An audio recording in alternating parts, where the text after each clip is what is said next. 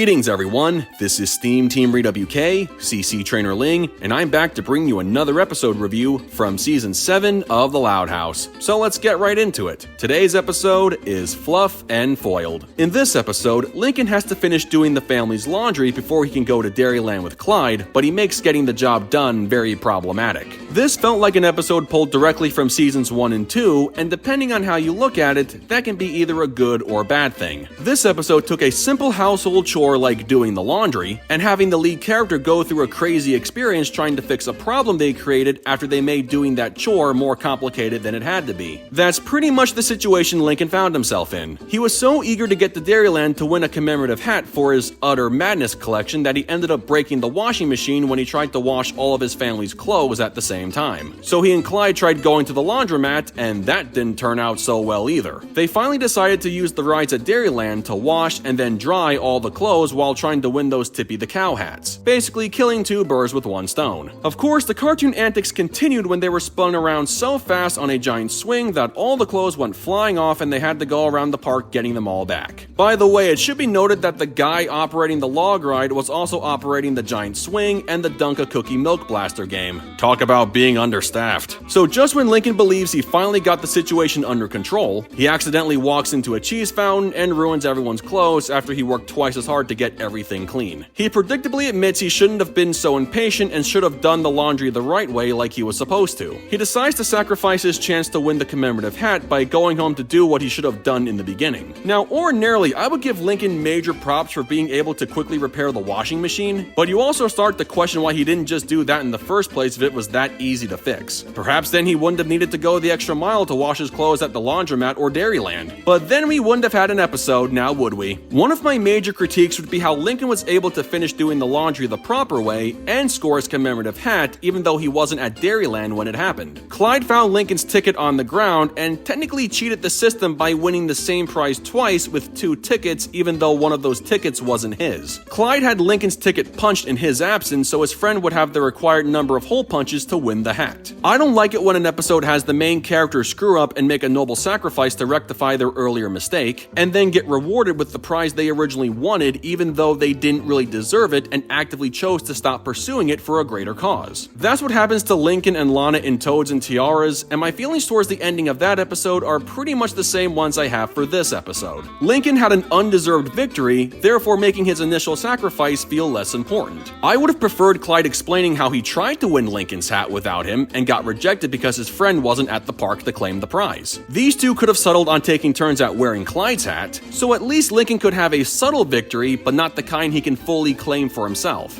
I don't know, it's just an idea. Overall, for this being a Clink and McCloud episode, this one was actually pretty good despite Lincoln getting the happy ending he didn't really deserve. The plot had an early season vibe to the story, and I can also appreciate the moments of typical cartoon craziness. I enjoyed the old western style showdown between Lincoln and Scoots at the laundromat with a ball of clothes acting as a tumbleweed. I also got a kick out of the family listening in on Lincoln from behind his bedroom door. It got me wondering if his family is perfectly aware of him constantly breaking the fourth wall. Then again, we've seen other members of the family speaking to the audience, so I guess talking to a cartoon camera runs in the family. And finally, I will admit Lincoln and Clyde trying to pass off a pile of clothes as a real person was actually pretty funny. The guy working the ticket booth wasn't going to question it, and neither was I. So if you're looking for an episode that mixes slice of life with basic cartoon comedy, you'll most likely enjoy this one, but as always, that's just my take. With that said, I give Fluff and Foiled an 8.5 out of 10. Well folks, that concludes my review of Fluff and Foiled. So I gotta ask, what did you guys think of this episode? Sound off in the comments below, and be sure to click that subscribe button for more Loud House related content. That's going to do it for me. I'll catch you guys for the next video, but until then, this is SteamTeamRedubUK, CC Trainor-Ling, signing off. Peace out, home slices.